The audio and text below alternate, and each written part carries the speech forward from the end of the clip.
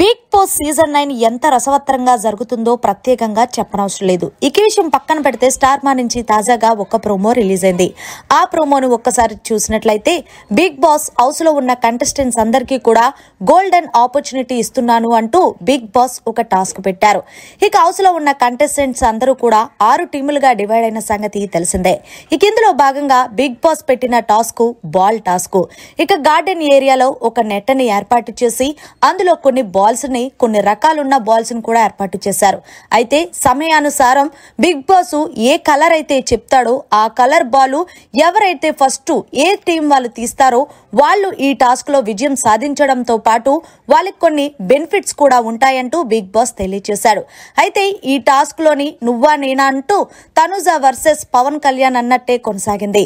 అయితే అనుకోకుండా black colour ball బయటకు వచ్చింది. అయితే ఆ బ్లాక్ కలర్ బాల్ ఏ టీం నుంచి వచ్చిందో బిగ్ బాస్ తెలియజేయమంటే తనుజ టీం నుంచి వచ్చిందంటూ ఆర్మీ పవన్ కళ్యాణ్ తెలియజేశారు. అయితే దీంతో తనుజని మొత్తానికి ఈ టాస్క్ నుంచి ఎలిమినేషన్ చేస్తున్నానంటూ బిగ్ బాస్ ప్రకటించారు. ఇక ఈ టాస్క్ లో విజయం సాధించింది ఎవరు అంటే రెడ్ కలర్ టీం.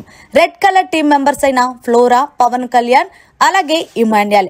ఇక వీళ్ళ ముగ్గురికి బెనిఫిట్ ఏంటంటే వీళ్ళకి పవర్ కార్డ్ రావడంతో పాటు హౌస్ లో వీళ్ళకి నచ్చిన ఫుడ్ ని అలాగే మటన్ కూడా తీసుకోవడానికి బిగ్ బాస్ అవకాశం కల్పించాడు. అంతేకాకుండా పవన్ కళ్యాణ్ మొదటి మెగా కెప్టెన్నర్ కూడా అయ్యాడు. మరి దీని మీద మీ అభిప్రాయం కామెంట్ రూపంలో తెలియజేయండి. మరిన్ని లేటెస్ట్ లైవ్ అప్డేట్స్ కోసం చూస్తూనే ఉండండి మీడియా కార్నర్.